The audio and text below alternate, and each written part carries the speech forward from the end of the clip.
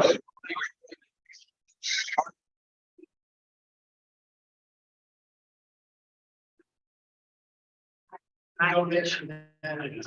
yeah.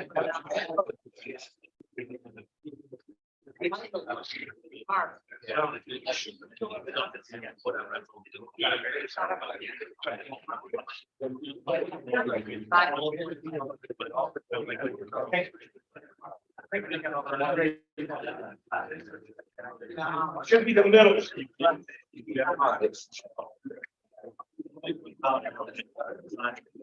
Well, that's.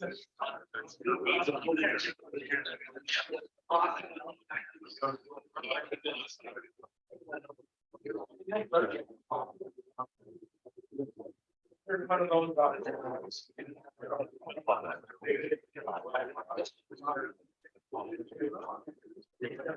Oh.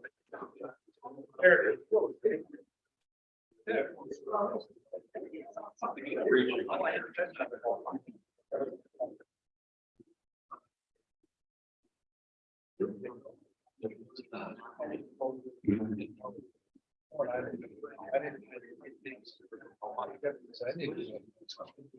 I think is it really? I think it really scored high.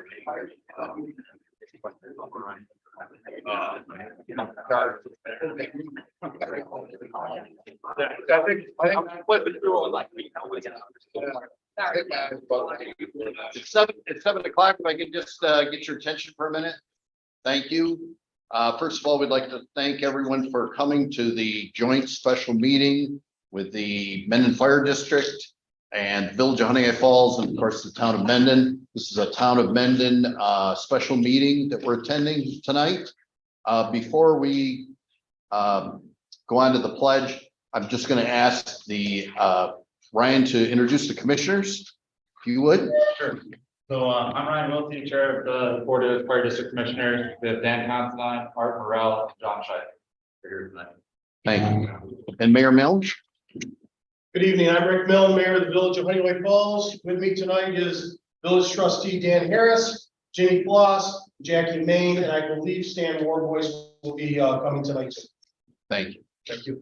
And on the village board, Tom Dubois, Brent Rosick, Karen Jenkins, Cindy Carroll, and Highway Superintendent Andy Cachetta, our town clerk, Michelle Booth.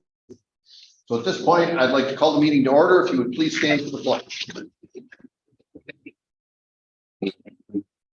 I pledge allegiance to the flag of the United States of America and to the republic for which it stands, one nation, under God, indivisible, with liberty and justice for all.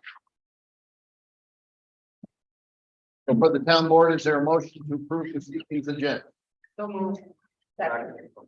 Any discussion? All in favor? Any opposed? Thank you. Number 4 on the agenda, a presentation for the Town of Mendon Citizens of the Town of Mendon Citizens Advisory Committee Chair, Muffy Meisensaw. And at this point, I'll turn it over to Muffy for a presentation. And I just want to mention, I want to thank everybody for coming out tonight. Thank you.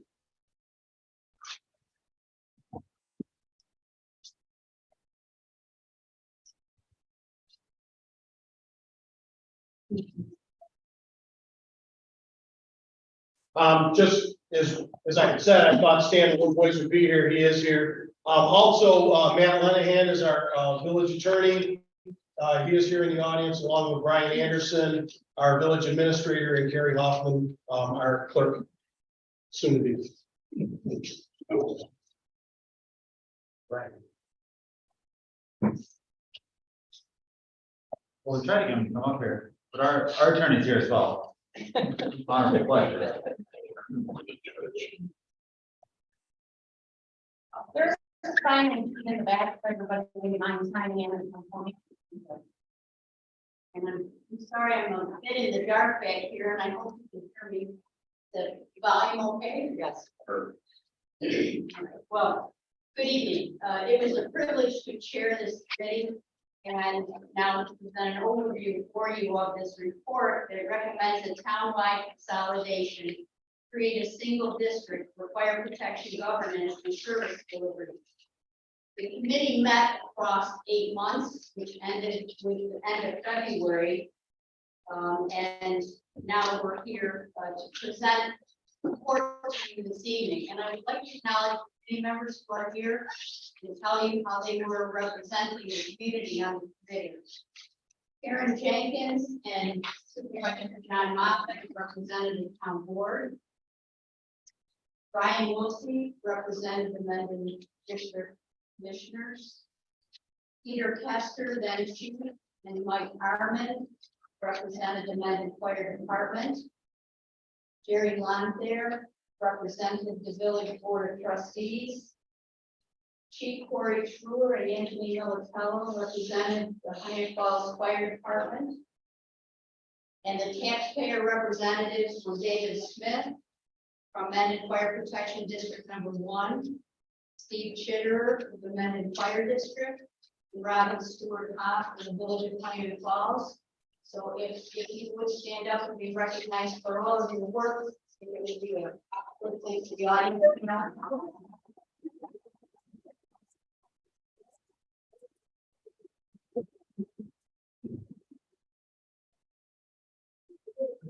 All of your work. All of the work that you did.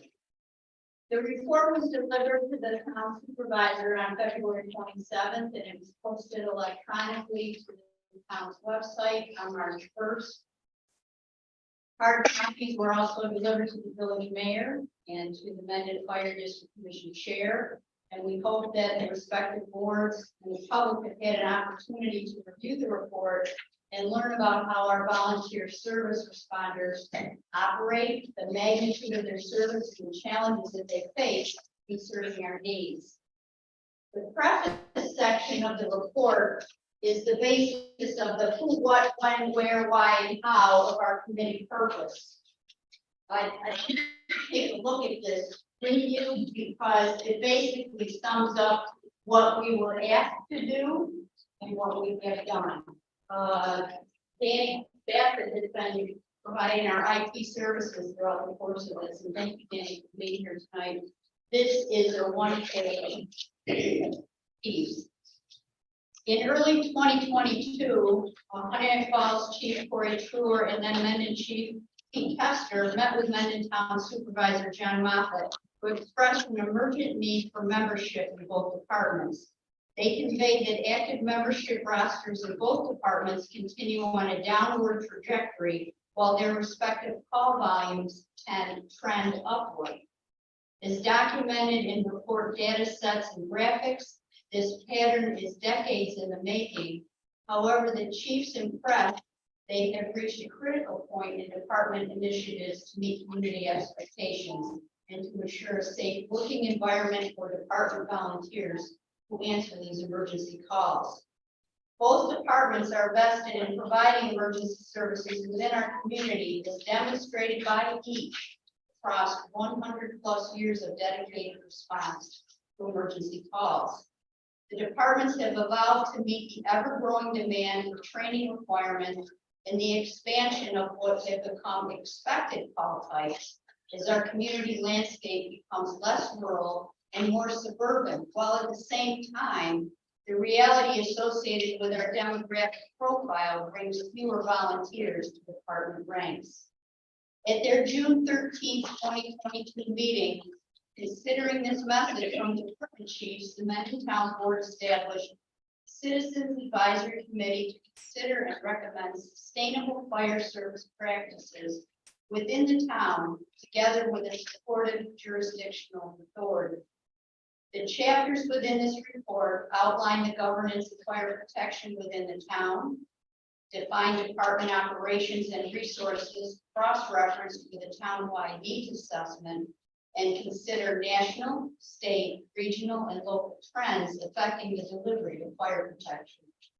As our community grows, as emerging opportunities present, and/or as administrative requirements evolve, the committee recommends a governance model with authority to sustain local fire protection capacity and whose single focus is the continuity of emergency services. So in a nutshell, that's the gist of our work. And what we look to do on behalf of the town board's resolution is indicated in the preface. The town board passed a resolution to create this committee. And when they did so, they tasked us with these 3 charges. And you will see in the table of contents that will be up here, that we follow a frame of reference in a table of contents to mirror those charges. The chapter narratives are individually followed with figures that are graphic depictions of data to visually express patterns, trends, and behaviors. Volume 2 of the report contains appendices where you will find source materials and pertinent information for committee assertions that are made throughout the report. As town board member Karen Jenkins remarked at a committee meeting, this report is not anecdotal opinion. It is a factual representation using objective information to reach a recommendation. In addition to the committee members who helped us, we would like to acknowledge some other people who worked with us.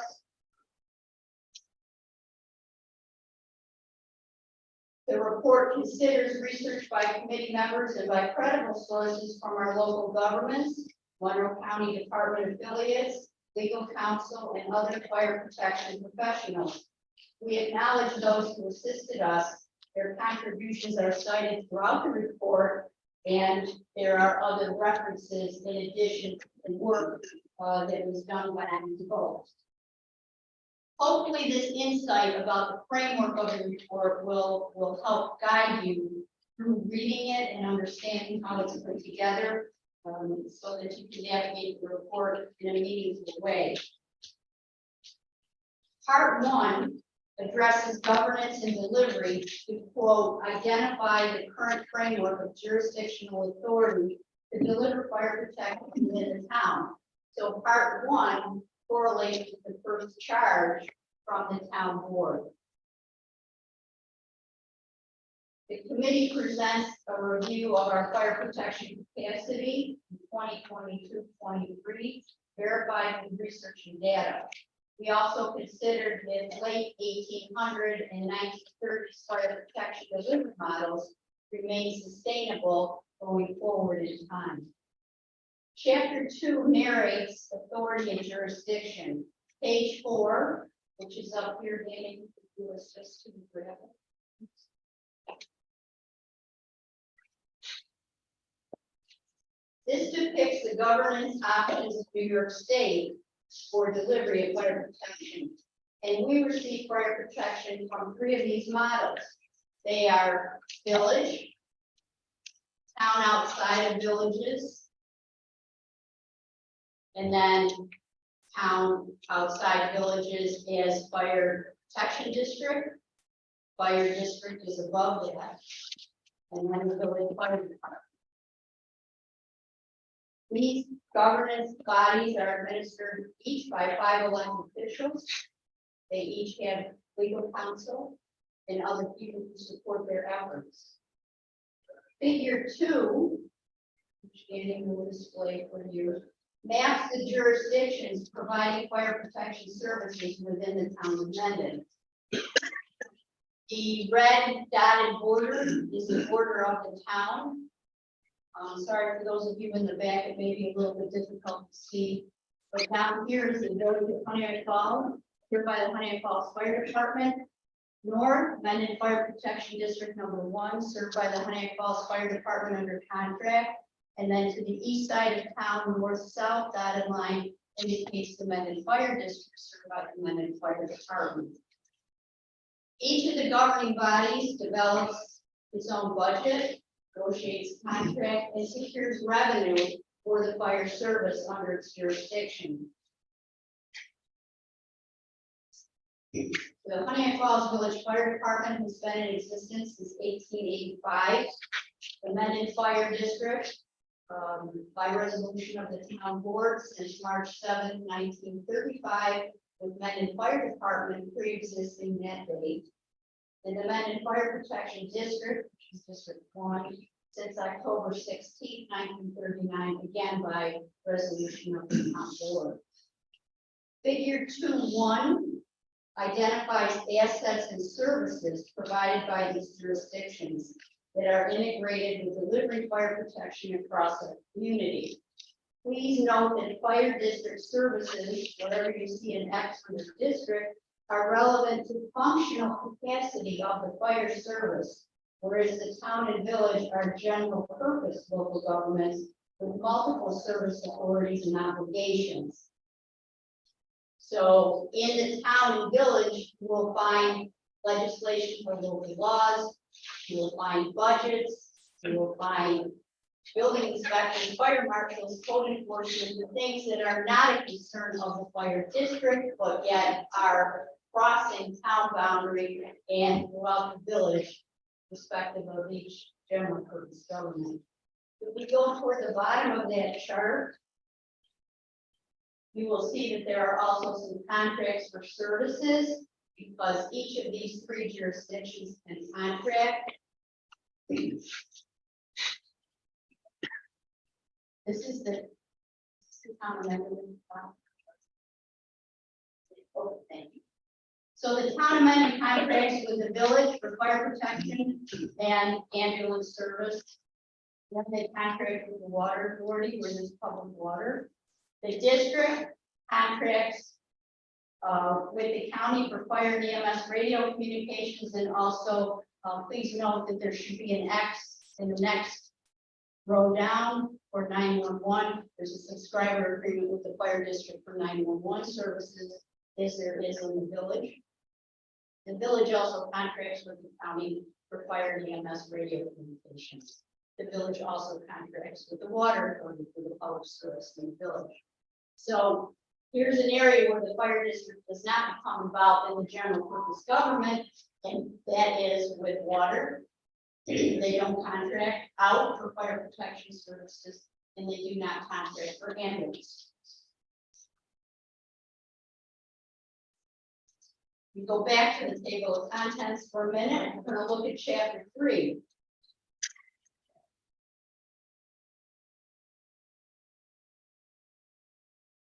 So it says fire department operations and resources, and here the committee considers, describes, and depicts the current status of resources and the functional capacity within the department to deliver safe and effective fire operations for our communities. Within the banner heading of operations inside the report, you will find information about volunteer staffing of the departments, considering membership of both Pontiac Falls and fire departments together with their usual and routine use of neighboring department staff, whether that be for mutual aid or what is sometimes called mutual assistance, which translates to automatic dispatch on certain call types. We also talk about communications, the technology available and use of that, apparatus and equipment or inventories, and then calls for service, which are expressed in 5 main types, with reports for their geographic location and the response time in each of those locations. For the fire department members, and those of you in the audience who know about boxes or response zones, the geography of those zones is what we're using when I say the graphic location. So we looked at response times, we looked at call volumes in each of those boxes for zones for both departments. This chapter also reviews supporting resources identified for special operations, water supply, and finance, including budgets, property assessments, property taxation and collection, indebtedness, revenue sources, reserve funds, contracts, and real property assets held by all 3 of the jurisdictions and amended fire departments. Chapter 3 is an overview of fire service capacity across a broad spectrum, and to fully support the narrative, the chapter is supported by 44 figures, again, graphic depictions, tables, charts, maps, and 8 appendices. So it is pretty robust. Part two, see on the table of contents there, addresses the second charge from the town board to complete a needs assessment for fire protection within the town. It reviews demographics, exposures, and experience by assessing community vulnerability and aligning fire department resources with naturally occurring features and target features, which we define as features on our built landscape. Demographics consider population and age, housing stock by age, and building permits, the population's financial capacity, land use, and assessment aspects like exemptions. Individually and collectively, these community attributes influence our ability to attract and retain fire department volunteers. Figure 4-5 identifies the target features. Now, it's a very large spreadsheet, but I want to draw your attention to the left-hand column, which Danny can highlight a little bit here, in red. Across the other columns of the spreadsheet, we look at these features in terms of their locations, the regulating agencies, the associated fire department call types. It could be happening because of one of these features, and the expected fire department response to emergencies associated with these four headline categories. Number one is the transportation system, and you see that there are several aspects under that. And then the second one is population centers. Again, several aspects considered. The third one is business and manufacturing, several aspects.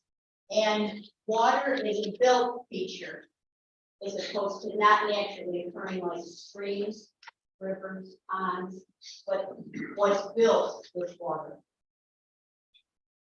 Figure 4-17 is a similar table, identifying natural features depicted here in 5 headline categories.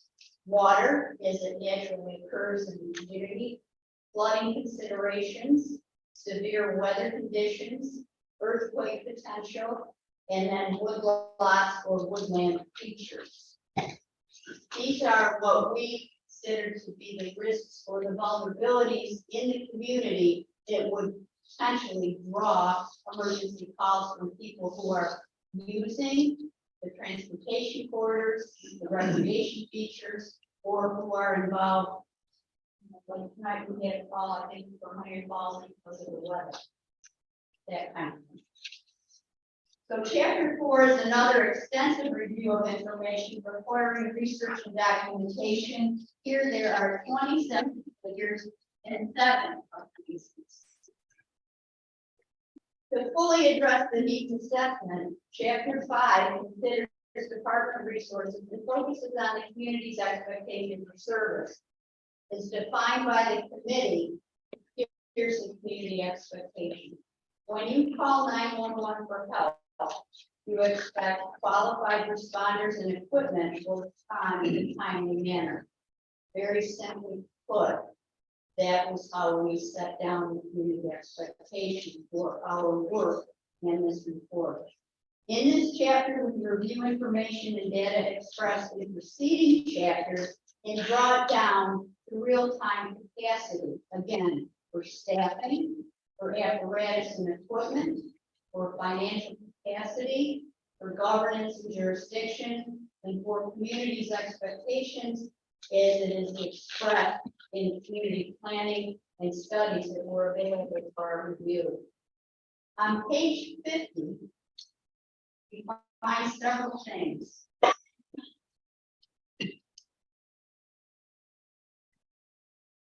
Danny's going to put that up for review. Because this is what we distilled down from the report that has been discussed. So what we did in research, what we looked at, what we came to understand are these bullets. There are similarities in staffing patterns, that and decreasing membership and the ability to retain volunteers. Common call types with upward trends in the number of each of the 5 general types identified by the committee. And those call types were identified as structural fires, motor vehicle accidents,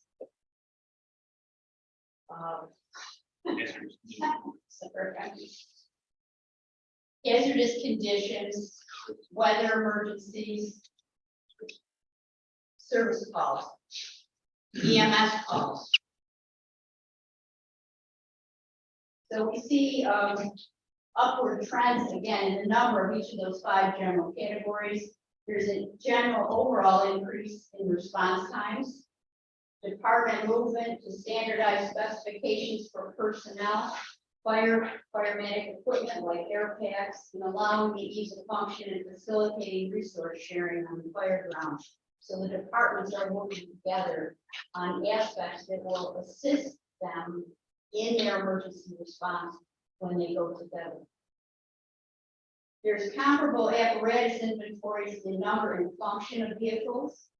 There's distinct apparatus, for example, ladder trucks, tankers, tenders, that augment each department's inventory for resource sharing and resource unification, reducing duplication.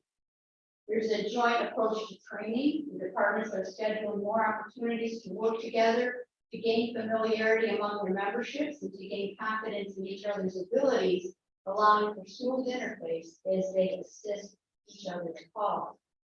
There's more reliance on mutual aid and mutual assistance for automated dispatch. There's response to each other's calls on a more frequent and routine basis, as demonstrated on emergency calls within the town, which more than doubled from 2021 to 2022. A community needs assessment indicates parallel natural features across the jurisdictions and similar target features, with the exception mainly in the village setting that has more urban features associated with infrastructure, housing stock, and commercial sizing. The Mendon Fire District does not incur debt in its usual approach at purchases. There's a 2-to-1 ratio on the cost of fire protection services within the town's border. That being 1 in the village for the village and the fire protection district, and then the 2 piece comes with the Mendon Fire District. So if you look at the figures you're going to see a little bit later, you will see that there's almost double the cost per 1,000 assessment in the district as there is on the village side, which contracts for the fire protection district. Although the property tax exemption available for volunteers is adopted by both the village and the town, other financial incentives for the volunteer memberships are disparate. For example, the length of service retirement benefit that is available in the fire district is not available to the village fire department at this time. Both the village and the fire district employ a daytime worker with assigned administrative responsibilities, not a full-time career firefighter, really employed in both areas. And with that, we completed the capacity about the availability, the ability of our services to provide response.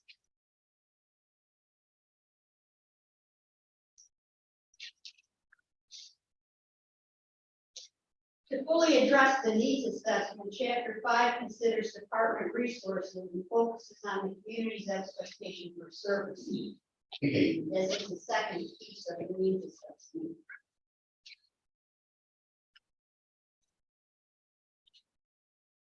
Sorry. Oh, back to the table time. As expressed in the Chapter 6 narrative, our staffing decline and our growing call volume are not unique. These 2 factors represent the greatest challenge for us, our neighbors, our region, and for departments across New York State and the nation. Part 3 of the report considers recommendations with chapter 6 addressing trends and projections affecting fire protection that are defined and chronicled in reports and studies and in the press. If any of you saw Saturday's Democrat Chronicle, this was the start of an article on the front page of the paper. And this is where it continued inside the paper.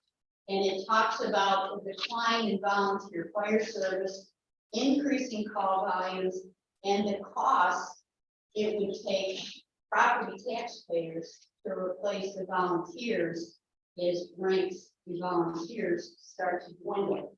So this is a concern across the board, not just here, although our focus is here. Knowing that Pioneer Falls and Mendon are diligent in their effort to meet community expectations and that they continue to identify functional advances, the committee looked at other supportive measures.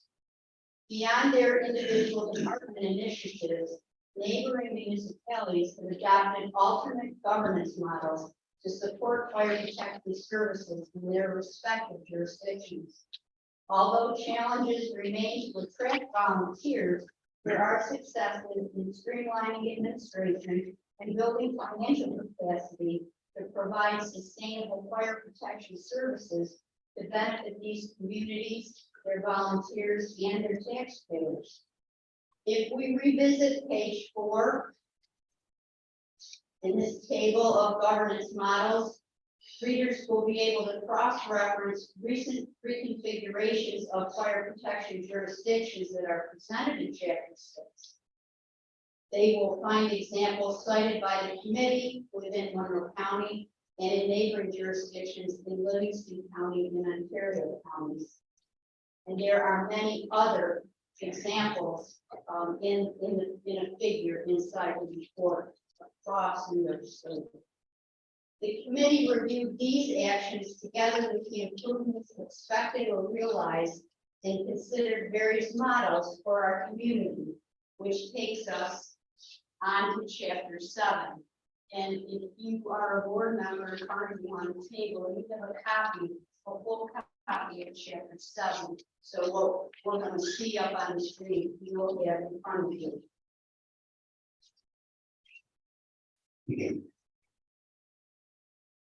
Chapter 7 of the report presents the committee recommendation for a governance model. The narrative is 3 pages with the recommendation really expressed on 2 of them. So I will refer those of you with hard copies to start page 58. You look on the screen, you will see in bold, this is the committee recommendation of town-wide consolidation to create a single district for fire protection governance and fire service delivery. The town, the village, and the fire district are autonomous. They are independent governments and cannot act on behalf of one another. Such a change is recommended would require cooperation from each jurisdiction and would become known as a joint fire district that's authorized in New York State. This is the district terminology ascribed when town jurisdictions and villages consolidate their respective fire protection services. As contiguous territories, the town, on behalf of their fire protection district, the village of Pioneer Falls, in the town, in the Mendon Fire District, may consolidate in the joint fire district, or the village and the town to consolidate for the village and the fire protection district. Consolidation does not necessarily mean all 3 or not. That's up to the elected officials to decide. But the recommendation here is town-wide for the entire territory within the town boundary. Take a look at figure 7-2 or 7-12. 7-2 depicts the alternatives in a town-wide district model in the same format as our current government model. But we're going to start with 7-1. cross reference. But on this page 58, there are some bullets here that express what the committee feels would be some of the advantages, some of the pro reasons to look at this. The recommendation achieves a single governance authority from the 3 current governing authorities. Fire protection is the single focus of the elected officials. Districts have authority to merge and consolidate with contiguous districts. So there could be more evolution beyond whatever action the town will take, town and village will take in fire district. A district structure has authority to expand a regional planning approach to address staffing and sustainable funding, among other service delivery requirements. Regarding the fire service delivery, there's no change in the territory served by the existing structure. Contracts for fire service can be extended to other jurisdictions or conversely engaged for the district territory if desired. The fire department structure could be negotiated. For example, Honeycomb Falls and Mendon could each become a company serving the new district. Now, page 59, there are bullet points being related to the financial considerations. The district model aggregates the full assessed value of all property within the town. And there's a note here. The district could establish one rate per thousand for all taxpayers, or a fire district may differently assess taxation for fire services within the district based on operational costs. Properties may be assessed differently within the district to reflect differences in providing services to different areas of the district. This option could address the current indebtedness for the village and keep this expense with the properties currently within the village in Fire Protection District 1, who are taking on a joint share to pay the debt.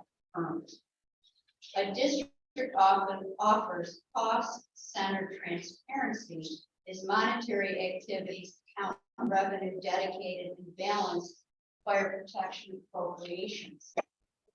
Consolidation removes the current mutual aid liability that currently exists when Honeycomb Falls and Mendon respond together on fire service calls within the town. As of 2022, state law allows fire departments to recover the costs associated with providing EMS ambulance transportation and to practice third-party billing as a means of easing budget pressure. Legal counsel, of course, should verify the corporate status of Honeycomb Falls and Mendon departments. They are both 501c3 corporations, which is documented in the appendix. So they could both retain their separate membership treasurers. All right, let's take a look at figure 7.1, please.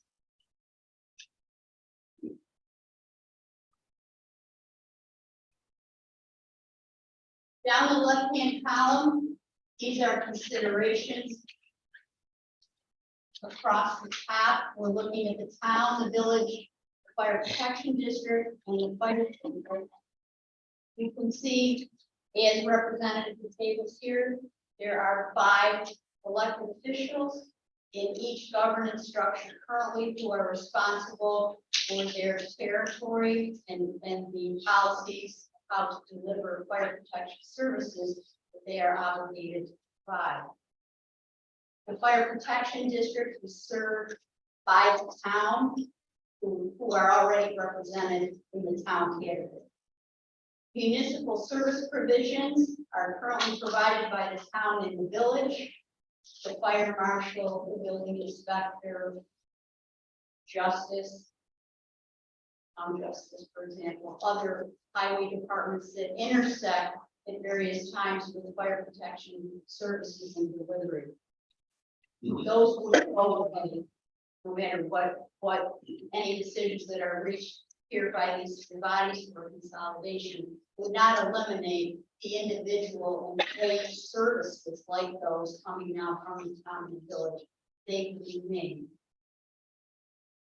The property tax ratio 2 to 1, you can see that for every dollar spent by a taxpayer in the village in the protection district, would equate roughly to $2 on the district side. It's roughly a 2 to 1 difference in what people are spending now for the cost per thousand. Property tax exemptions would not change. We're still dealing with town and village governments. The budget process, we get 3 independent autonomous boards now budgeting for fire protection. Real property assets for fire protection are held by the village and the fire district and the fire department, and fire department. Reserve funds, town village, debt for fire protection, just with the village, shared equally with the fire protection district taxpayers.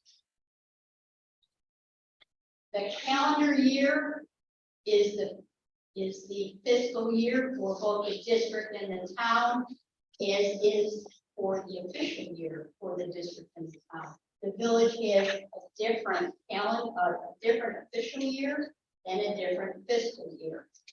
There's no order. The equipment and apparatus is owned by the village and the fire district. The village currently contracts for fire protection with the town. Fire department operations. We went over these before, but there's automatic dispatch by both. They're doing some joint training together. They have some similar operational protocols. They use the same dispatcher, the same communications equipment. They signed the same agreements with Monroe County for 911 subscriber issues and for communications. This LOSP is that retirement benefit that is available to the fire department currently, and each village and district have one paid civilian employee. The ambulance service is on a townwide certificate of need, but both fire departments provide EMS from their fire service types. So that's currently what we have. If you go to figure 7.2, this would be what it would look like in a consolidated townwide district. We go from 15 elected officials to 5, and I put 5 there, but a joint fire district in town law can have between 3 and 7 commissioners. But since we're used to dealing with 5, I thought for demonstration purposes that would be useful. The municipal service provisions would remain unchanged. Districts do their budget. They tell the town, here's our budget, and then the county assigns the cost per thousand for the taxpayers, and the town collects the property tax in terms of that for the district.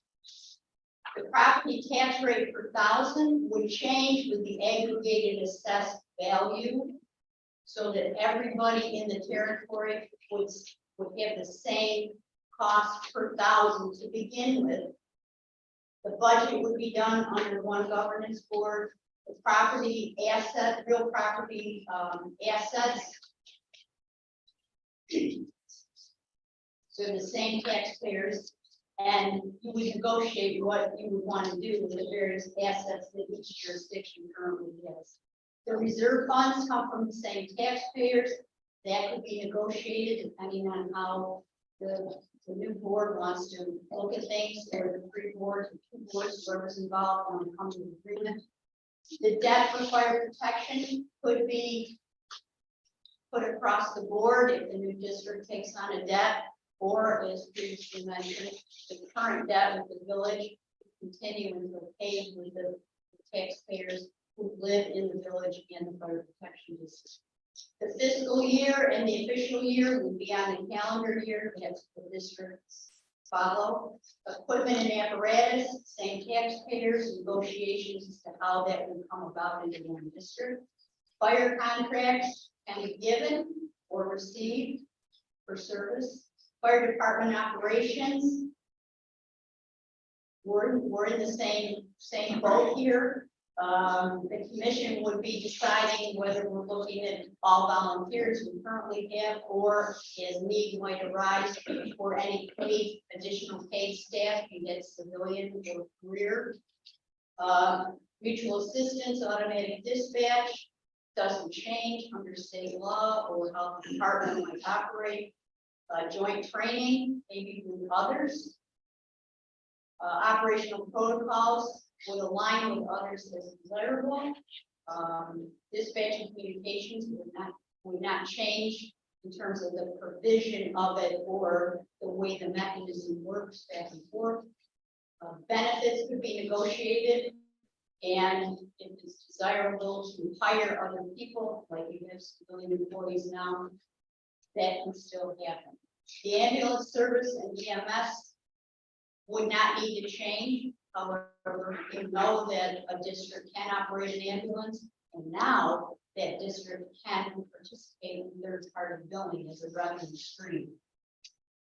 Okay, let's put some numbers on this, because I think some people have a real curiosity about the financing involved here.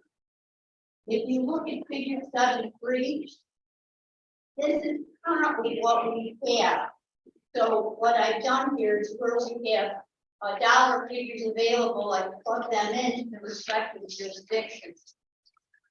So for example, if you look at the taxable assessed value, the town value, the village value, the fire protection assessment, and the fire district assessment, each one is laid out there. The property tax rate, currently, you'll see in the village and the fire protection district, 0.68 cents, 67 cents, and in the fire district, $1.15. So roughly 1. The budget that the village sets out, and this is for the current fiscal year they're in, 22-23. That number there, that 329,156, is everything attributable to fire protection. The operational budget, the debt service, things that the village says are part of the fire protection service that they offer. The fire district budget is 633,725. Apportionment for the agreement between the village and the town for the fire protection district. If you look at the village budget of 329,156, it is split between the village and the fire protection district according to a calculation that they both agree to. And this is what the village taxpayers pay, 131,965. Outside in the fire protection district, the total from there is 184,134. The property tax rate for this year coming up, if we look at taking the current village budget and forecasting that, it would be 0.72 for the village and 0.72 for the fire protection district. The real property assets for fire protection in the village, which includes the firehouse, is 431,000. For the fire district, you see it's over $1 million, and then the men and fire department has some property assets of its own. The reserve funds are there for both the village and the district. The town has reserve funds capacity, but they don't for fire protection because they can't provide direct fire protection. They do have a reserve fund for the ambulance. Reserve funds are there. Debt for fire protection is just with the village. That's the total debt. And that is shared again back with the fire protection district, just like the fire budget you saw above is shared with the protection district. The maximum indebtedness of each entity, see the village debt is 12,333,424, and the fire district debt is 15,569,702. The town maximum indebtedness is there just to show you that it's an aggregate property tax value in the town, that will be the extent of what they can borrow.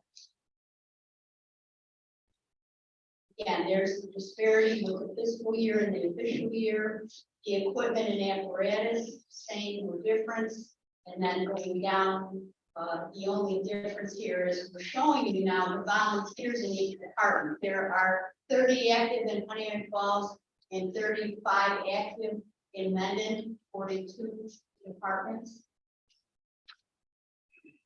So that's how that shakes out in the current configuration with dollars attached to it.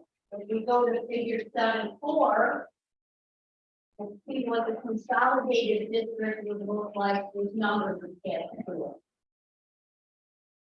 Again, if you reduce the number of elected officials, the municipal services remain unchanged. The town will continue to collect the property taxes on behalf of the new district. The taxable assessed value would be across the whole town, and in the 2023 town budget, the assessed value across the town is $948,705,106. The budget from the village 22-23 budget and the fiscal year 23 for the district, that's the aggregate amount of those two budgets, $962,881. If you do the math to figure the property tax rate for that budget across that assessed value, the property tax rate would be $1.02. Right. The property tax exemptions remain unchanged. The property assets, everything together, minus the Mendon Fire Department, is $1,996,000. The reserve funds, lining the village and the district, $664,759. The remaining debt for the village for the fire service that would still need to be paid is $384,843, which again could be segregated and added to the tax rate for the village and the fire protection district as it is now established. They could conceivably continue to pay that off over and above that $1.02 that they would be paying as everybody would in the new district. The maximum indebtedness, again, that's aggregated for the town assessment, so it's $52,433,000. Fiscal year, official year, going to calendar year, the equipment and apparatus can be negotiated as to how that would come together, but we're talking about the same taxpayers. We're talking about the same geographic area currently served. Fire contracts can be given, or they can be received for service. So if you think about the town of West Bloomfield, you have contracts with the village for the services of the Honeymoon Falls Fire Department. They're contiguous to the town of Mendon. They could join this new district. There is an opportunity for that. If they didn't want to do that, they still could continue to contract with a new district for services of the fire departments. Fire department staffing, that's a decision for that new commission to make. The volunteer members, remember we get 30 in Honeymoon Falls, 35 in Mendon, active rosters. Now the department is 65. Fire department administration and operations, some assignment options. You're looking at one department, you can still look at two companies, and each, because they currently exist separately as 501c3 corporations, would retain their individual treasuries to do what they want to do. That doesn't get part of this consolidation. The mutual aid and mutual assistance with the automated dispatch could stay the same. It is outweighed what we currently do on that figure there, but it's up to whatever the departments and the governance authority decide to do.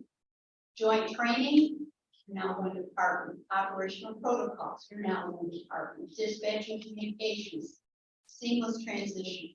We need new signatures on the documents of the county, but the same mechanisms, the same procedures with the transfer. Benefits for the volunteers will be negotiated. Paid civilian employees is desirable on the part of the commission. The ambulance service, it's a townwide certificate of need. That would not change. But the fire department and EMS service, that would be a decision between the commission and the departments, what they would like to do. So please, you'll see draft in the background is a watermark where we're talking about dollar figures. These are not hard and fast figures. These are reasonable, rational numbers that we pull from credible sources and use them as illustrative purposes. Some of them might be right on target, within 10 cents. Others might be $100 apart. The village is about to start a new fiscal year, June 1st. There will be a new budget coming, and of course that will change some of the numbers here.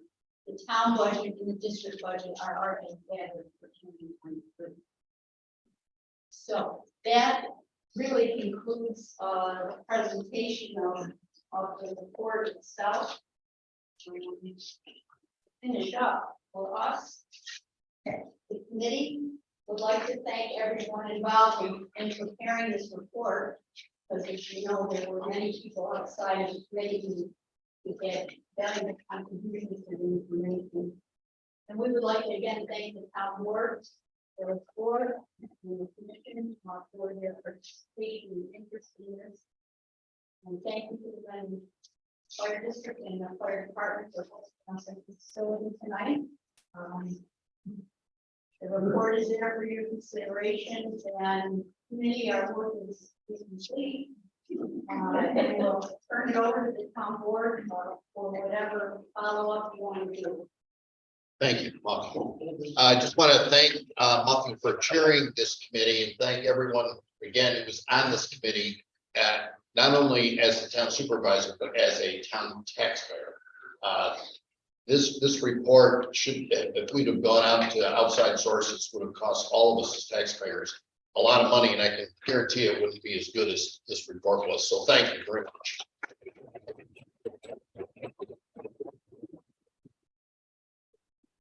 So at this point on the agenda, we're going to open it up for any questions and comments between the commissioners, village trustees, and town officials. If there's any questions, discussion amongst us, and then we'll open it up to the audience.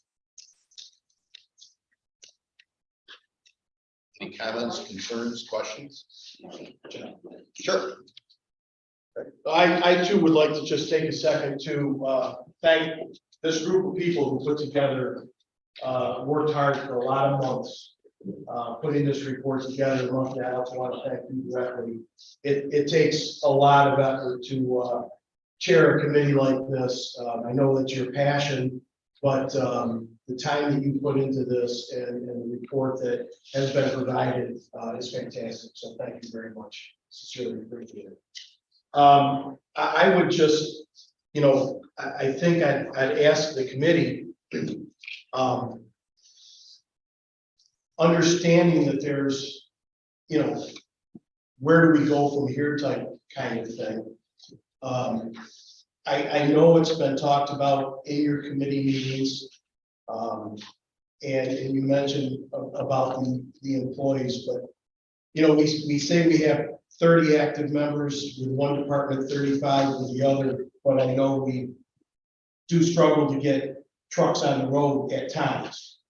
Certainly we have working fires that, man, we have great response. And I'm talking, to both, about both departments but where do we, from a committee standpoint, the fire services standpoint, I don't think, from what I've seen online of the meetings, and again, thank you for putting these meetings online. And I know wasn't your task, But I guess I would like to put that question out there, where do we think we are from a manpower, a person power, I should say manpower, a person power responding standpoint, as far as what do we really need? You know, if this consolidation were to move forward, or whether it doesn't. I know I've talked to Chief Schuler and, in the past, but, you know, we consolidate, and I do see the benefit of that, I truly do. But where are we from a responder position? I don't think we're gaining anything there, are we? I guess I throw that question out to the committee. Well, I think it's like this. Oh.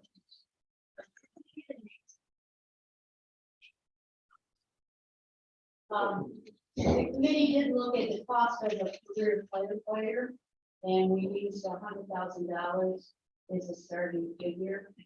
And worked to come up with what that might cost. And I did not bring any information with me tonight because it was not part of the report. However, we made it available to the town board for their use, and the committee did review it.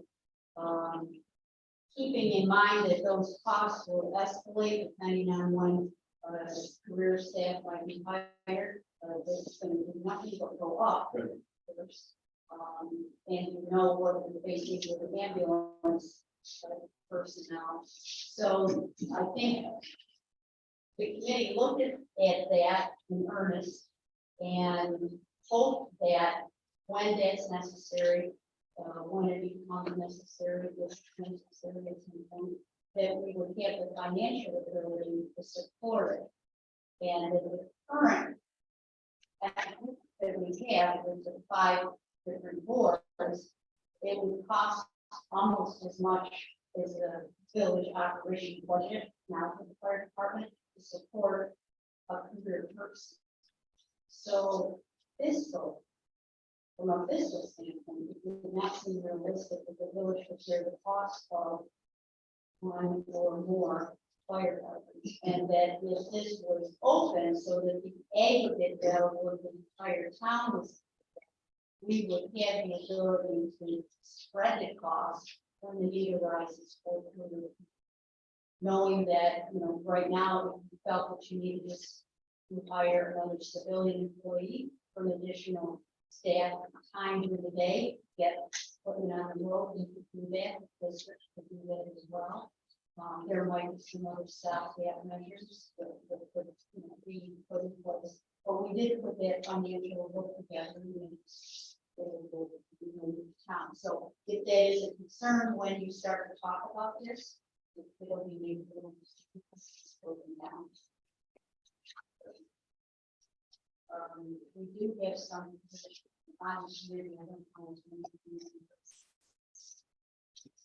All right. Well, I think where my question is, where I'm trying to go with this is, even with a consolidation, does that solve? Do we think that solves or helps to solve really some of the responder issues that we've had from both entities, if you will? And are we really going to be looking at not just a, you know, additional paid persons? Are we looking at, you know, 2 or 4 that we're going to need moving forward? And where's that cost? I think the committee, nobody on the committee looks at consolidation as a silver bullet to address the staffing. It's not in the table because you bring both departments together and there's still a daytime response. I don't see that being solved with volunteers. Personal opinion, educated opinion from what we've looked at is that there will be staffing, part-time staffing needs or career needs that are going to come sooner rather than later. And I believe that by consolidating, making this a town-wide department, you're going to spread that cost out equitably. You won't have the situation where the district is providing more paid manpower that is then being used by the village in a mutual aid situation or vice versa. It's equitably spread across the town. It's ensuring that all the residents are receiving the same service. And, you know, in contrast to the unfortunate and probably unlikely circumstance that one department would move forward with this. One of the things that we looked at when we talked about this was the call volume that might necessitate a real trigger point, trigger. And I know when we looked at the call volume, and we had one of the considerations and concerns was moving to career people without the call volume to really have a need for that kind of service. So one of the triggers might be the uptick in the call volume, the kinds of calls that are being trusted for service. As things change in the community, as the community continues to grow and build on the target features and with population, that we take a look at that. One of the other things that we considered was there's a need with this mutual aid back and forth that we're bringing in people from other districts to assist us. Really need to drill down on that. How many times is it needed? What is needed? Can we provide that? And as Angela indicated, one of the factors is if we provide it, are we going to be requested to send it out more often than we're going to use it here? So the balance of bringing people in to help us, not sending people out, help others, you have to look at that situation, that scale, call volume, and the desire for that kind of service. And if it's really going to make an impact of making sure that statistically and by data, it needs. So it's not something that you just say, oh yeah, we need to repeat. Start out. Certainly there's more information that's necessary for that decision than what we get. And as a follow-up to that, you know, in talking with people even just today, at both the county level and the state level, I think everyone, and it was mentioned earlier very well, that this isn't an issue that's just happening here, it's happening, it's every place. And I certainly understand that and appreciate that. From the committee standpoint, is there any thought, sorry, I don't mean to have my back to you, Mike. Is there any thought that if this consolidation discussion were to go forward, you mentioned West Bloomfield, is there a more attractive appeal to other departments to maybe come in and look at this more? And as I said, I was talking to someone in Albany today, and they see, you know, a more regional approach moving forward. Is that something that we think would maybe entice a Rush, a Bloomfield, you know, any of our other neighbors around to maybe work with us as a consolidated group as well? I'm just throwing that out there as a question. I don't know if that was brought up or. Part of what we needed to look at for the town board was sustainability of fire protection within the town and the evolution of what's happening in the fire service. It's not unique to us. However, districts can consolidate. So if you look at Morton, Walker, and Hamlin up in the northwest portion of Monmouth County, they are now one fire district and have maintained the 3 fire departments within the county. So we could, as a district, consolidate with any adjacent district. So what you do when you look at a district is you get a greater ability to consolidate and build this regional approach. Genesee County just completed a study for their volunteer services and looking at the city of Fayetteville inside of Genesee County. And in talking with my counterpart here, in talking with the New York State Department of Homeland Security and Emergency Services, the director said, try something, go for something. Doesn't have to fit the exact mold of the options for fire protection service in the state. If we could show the benefit of doing something that would look like an idea, portray of benefit and look like it's a get forward momentum and be adopted and duplicated as a model, let's try it. So there's a willingness on the part of the state functional departments to take a look at things. State laws are changing all the time, but if you are a district, Mendon County is, you have an option right now to consolidate with any other districts joining you.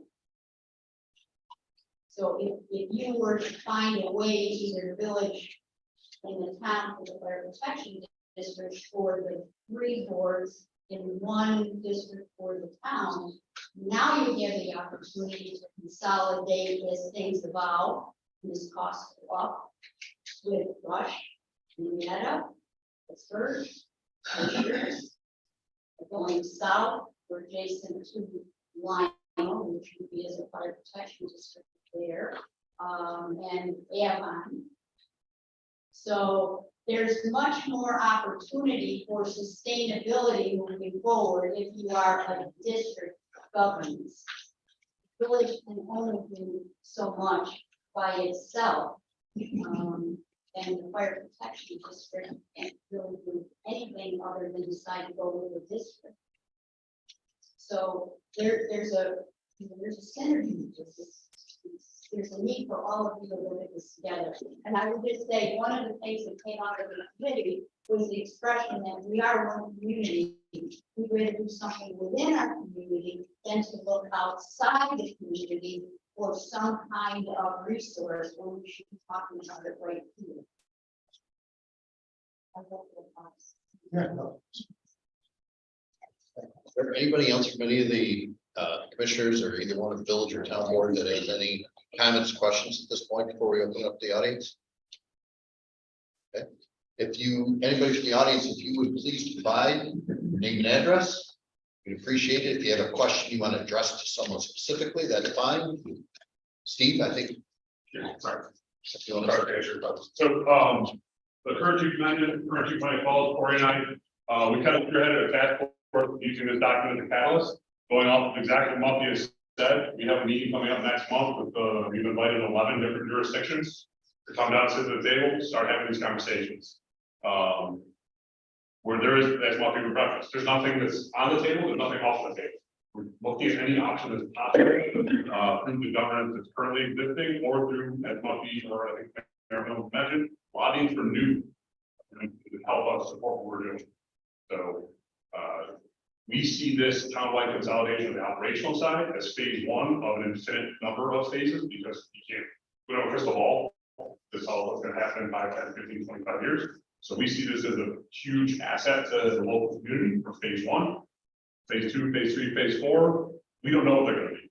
Hopefully this next task force that's built off of this one gives us those answers, and we're then able to come back to the authority center jurisdiction, bringing them to the table, talking about how it's all going to play out on the legal side of it, form the new one, and then start the same thing over again. To what's the future? That kind of more answers where we're going.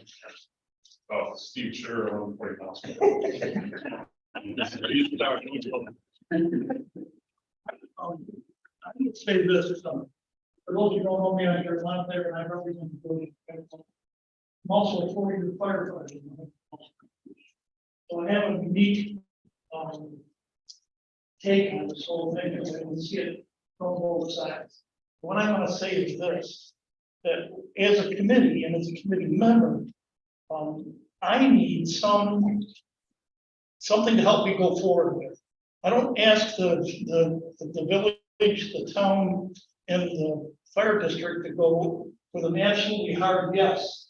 But we need to have some kind of motivation from those entities to tell us, yeah, this is the way we want to go, or we think we want to go with this way.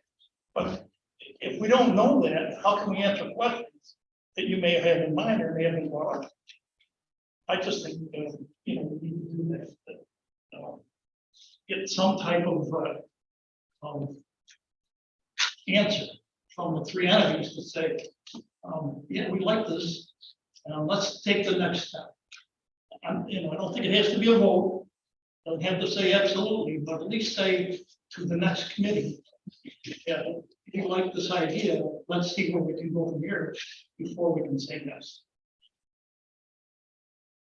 Thank you, Jerry. Anybody else?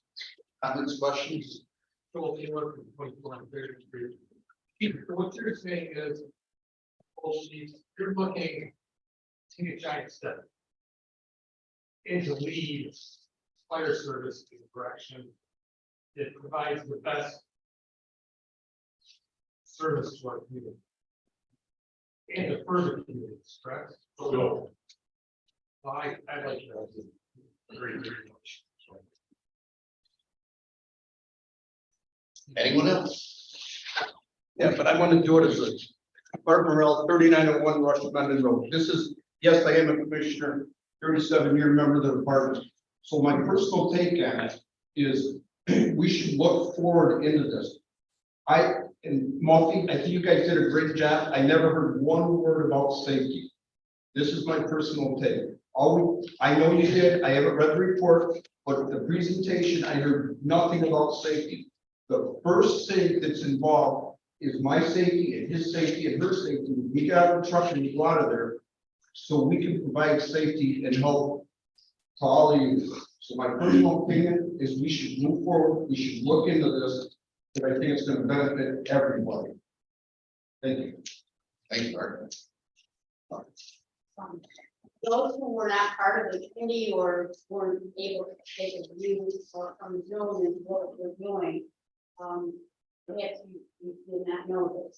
When we started looking at things, instead of repeating ourselves over and over, we put this caveat out on the functional capacity side and for the report purpose. That is that you would follow the priorities the fire service follows and emergency calls. Life saving, property protection, and environmental concerns. And the primary safety obligation is with the fire service, the responders. They need to take care of themselves. And one of the concerns is that unless you have a safety officer assigned to the call, who's looking for that? You know, this responders become involved in functioning and delivering the service. There's a need for somebody to be able to step back and take a look at the whole scene and the safety that's covered. So our primary concern is safety, and what we feel right now is that we need to better on safety because we need to look at the safety of all of our responders and for the people who are involved in the response phase, victims or requesters of the service. So I would hate for anybody to think that we weren't thinking about that and that it wasn't something that's apparent and soon because it definitely is. And if I could, I mentioned the Genesee County studies. I would like you to know that Rob Klein is here tonight, and Rob is representing our fire coordinator in Chihuahua. We have great interest on the part of Warner County and Fire Bureau. This is what's happening in the individual departments and the governance jurisdictions within Warner County. I thank you for bringing your wife on the table. Okay. Anyone else? Robert Haas, Jeremy. I'm on the committee, and I'd also like to say another aspect of safety part. We're deeply concerned about our firefighters going out in the burnout that we are seeing. Some of them are on 100+ calls, others are on, and that's not acceptable. So we felt like this was the best way to be able to a joint group, a joint district. That's something that could help be able to hit all of those first. Thank you. Cory? So I'm Chief Stewart from Money Falls, and the other knowing we started 15 months ago, so at the beginning, we started because ship goes down, possible officer, busiest third year last year, and then into, and that's across the board. So here we are 15 months later, we haven't gotten there yet. So we did 4 calls today. That's all volunteers going from Fort to Causeway 2 on the way here. So to echo Jerry and to echo Robin, this needs to move forward. You have to make a decision, whichever way it is, and know that after 9 months of intensive work, it was for something, and we're moving forward. So calls are still gonna come in, pools getting smaller. We need people to respond. Anyone? John, I'm gonna have to, I apologize. No, But I think we're talking, to your point, we're talking about some time. And some decisions that are gonna have to be made. Now, I'm not speaking for my board right now, I'm speaking as the village mayor and as John said, as a taxpayer, but I have not had, and I'll bring this up tonight, I have not had one, Honey Falls firefighter come to me and say, don't let this happen. I bring that up because I think it's important. You know, we've been doing this for a long time. Jerry mentions 40 years. I'm a lifer in the department too. I haven't been active in a number of years because of this position. But again, you've been doing this a long time. There's tradition, there's, you know, it's not an easy thing to do, to talk about. But I've not had one Honey Falls person tell me, don't move this forward. I want to make that point because I personally think it is important to move the discussion forward and to move the process forward. And I just wanted to mention from a timing standpoint, because this may be important to the fire departments as well. You know, for the village, if we got to the point for the village to move this forward, we would have to vote as a village board to dissolve our fire department. And we can't just do that. We have to go to our assembly person and a senator. We have to get home rule passed to allow us to dissolve the fire department. You know, if we didn't get something done by June this year, that's when they're done at all. So then we're out more time. We're out until next year. To move that process forward. That does not mean that we can't move forward with the discussion and put a plan together to look at everything and hopefully come up with a solid plan that the town, the village, the district, and both departments themselves agree to. So you know, again, I'm bringing this up only to say, I'm very supportive of what this group has done. I'm very supportive of a discussion towards a more regional approach. As I said, everybody I'm talking to, countywide and statewide, are saying that's where it's going. So, but from a timing standpoint, I wanted to mention there's a process that we have to follow. We have to get help at the state level, and it doesn't happen overnight. So, you know, that's. I just wanted to bring that up. thank you. Thank you, Jeff. Bobby, did you want to mention something? No, okay. Anybody else? So at this point, you know, I would just ask our counterparts with the commissioners in the village to basically talk amongst yourselves in future meetings. And certainly if there is a willingness on all three governances to proceed, I think the possibility would be of some type of further committee to evaluate this, see if it has legs going forward. Of course. You said it, Nate. When are we gonna find out if we're moving forward? I think the three governors need to talk, like I say, amongst themselves. We can walk up. And, you know, if that's the decision that everybody wants to make, to take the next step to look into that, that's fine. If not, then at least we feel like we've done our due diligence and, you know, looked into this further. And the last thing I want to say is that we have a lot of volunteers here, and I just want to thank them all for volunteering with the fire service.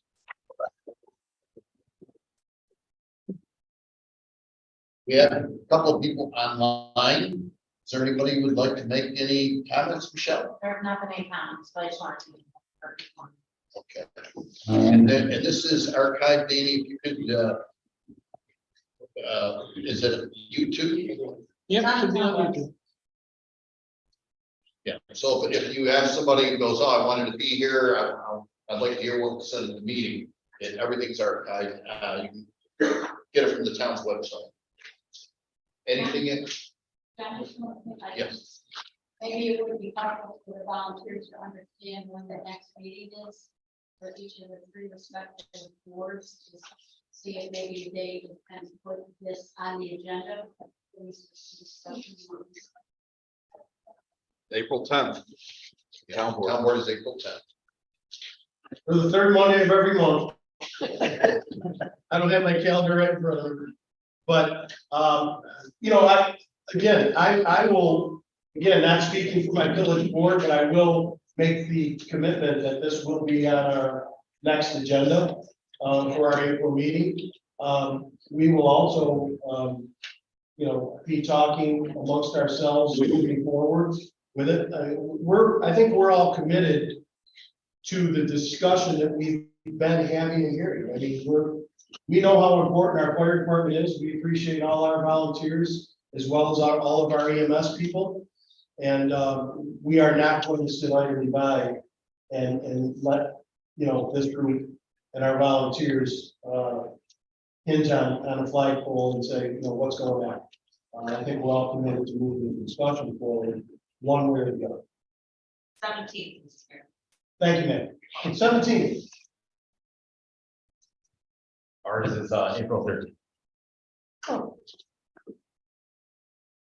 So would it be fair to say that after that, you would have some idea of what your discussion was and believe one way or the other?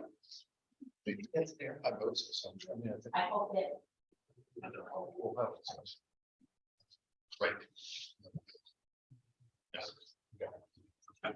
Yeah, we just, ours, for us, it would just be an informal discussion, and if there's an agreement amongst the board, they'd like to continue the discussion with the other entities, then we would go forward. Anything else that I don't want to miss anybody's comments, so. All right, at this point, I will ask town board if there's a motion for adjournment, so moved. All in favor? Aye. Any opposed? Thank you very much. Appreciate everybody coming out.